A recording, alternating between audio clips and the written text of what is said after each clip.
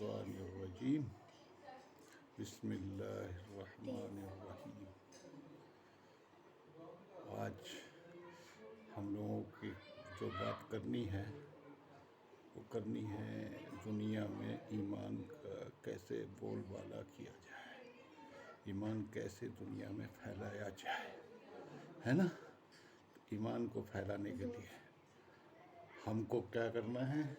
سب سے پہلے ایمان کے اوپر اپنے آپ کو مضبوطی سے پہنچانا ہے۔ ایمان کے کئی طریقے ہیں ایمان تک پہنچنے کے۔ نمبر ایک،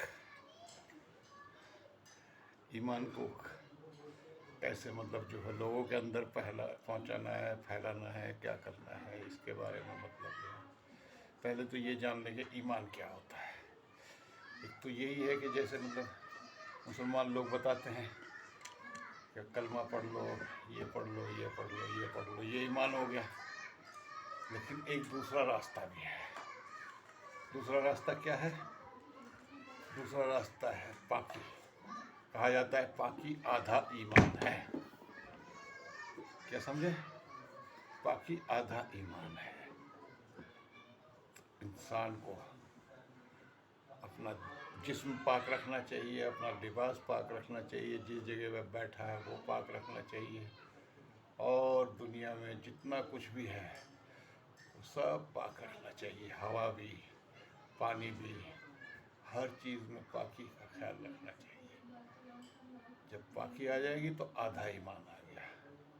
انوائرمنٹ بھی صاف ہونا چاہیے، ساری چیزیں، جگہ صاف ہونی چاہیے، لباس صاف ہونا چاہیے، پاک صاف، اور ساری چیزیں، جسم بھی، لباس بھی، جگہ بھی، اور جہاں آپ رہتے ہیں وہ جگہ بھی، جس جگہ آپ کام کرتے ہیں وہ سب جگہ پاک صاف ہونی چاہیے۔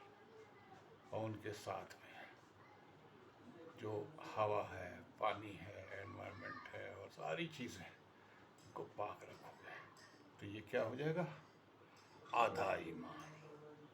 اور اس کے بعد میں آدھا ایمان تو یہ آ گیا، آدھا ایمان تو آ گیا باہری پاکی سے، پاک صاف ہے آپ پوری طرح سے تو آدھا ایمان آ گیا۔ اگر پورا ایمان لانا ہے اپنے اندر تو انتکرن کو بھی صاف کر دو۔ دل کے اندر جو کسی سے نفرت ہے اس کو صاف کر دو، پریم والا ویوہار رکھو۔ اور اس کو لانے کے لیے پھر وہی کلمے سے شروعات ہوتی ہے، پھر وہی سے شروع ہو کے آخر پہ بات جاتی ہے آمنت باللہ پہ۔ تو اس طریقے سے آپ کا مکمل ایمان ہو جاتا ہے۔ کب؟ جب آپ صاف رہتے ہیں، ہر طریقے سے اپنے آپ کو صحیح رکھتے ہیں۔ اب تیسرا طریقہ ایک اور ہے، پیار کا طریقہ۔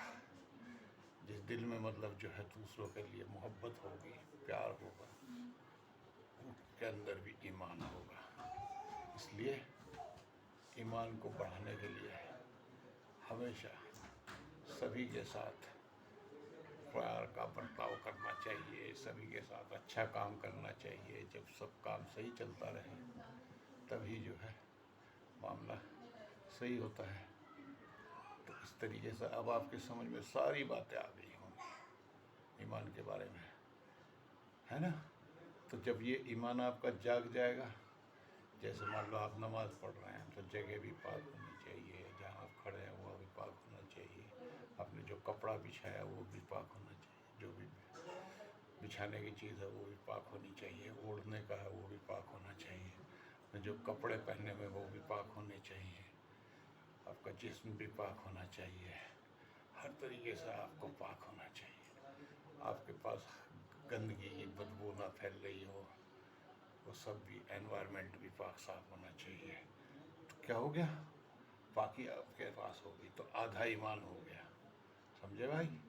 جب آپ کے پاس آدھا ایمان ہو گیا تو پورا ایمان کرنے کے لیے پھر کیا کرنا؟ یہ تو باہر سے پاکی ہو گئی، اندر کی پاکی اور اختیار کر لو۔ تو اندر کی جب پاکی آپ اختیار کر لو گے، یعنی کہ اللہ سے لگا لو گے تو انتکرن بھی پاک ہو گیا۔ बाह्य पाकी भी हो गई, अंतःकरण की पाकी भी हो गई, तो मुकम्मल ईमान हो गया। अब इसके बाद में एक तीसरा जो तरीका बताया था मोहब्बत का, इंसान से, अल्लाह से पहले तो मोहब्बत होनी चाहिए हमको। और फिर उसने कहा कि मेरे रसूलों से मोहब्बत करो, फिर अपने माता पिता से मोहब्बत करो, इतने सब लोगों से प्यार करो, सबसे अच्छी तरह से रहो, दर्जा बदर्जा जिसके साथ जिस तरह की, जैसे भाई है तो भाई को बहन से किस तरह से पेश आना चाहिए, बहन को भाई से किस तरह से पेश आना चाहिए, ये सारी चीज़ें जब आप अपने उसमें डाल लेंगे तो इसमें सब का हक अदा करते हुए निकल जाना है आपको। अब भाई इसमें अल्लाह का हक क्या हुआ, 5 वक्त की नमाज पढ़ ली, उसके ऊपर ईमान ले आए, उसने जो बातें बताई वो याद कर ली, इस तरीके से तुम्हारे अंदर सारी बातें आ जाएंगी। तो पाकी जो है वो आधा ईमान है। तो जब पाकी आधा ईमान है तो सब चीज़ें सही हो जाएगी। क्यों भाई? अब जब सब बातें आपकी सही हो गई तो सबके दर्जा बदर्जा अपना वैसे ही सबसे ताल्लुकात रखने, जैसे मान लो भाई है कोई तो उसको अपनी बहनों से लगाव रखना चाहिए, कोई किसी का बाप है तो उसको अपनी बेटियों से प्यार होना चाहिए, है ना?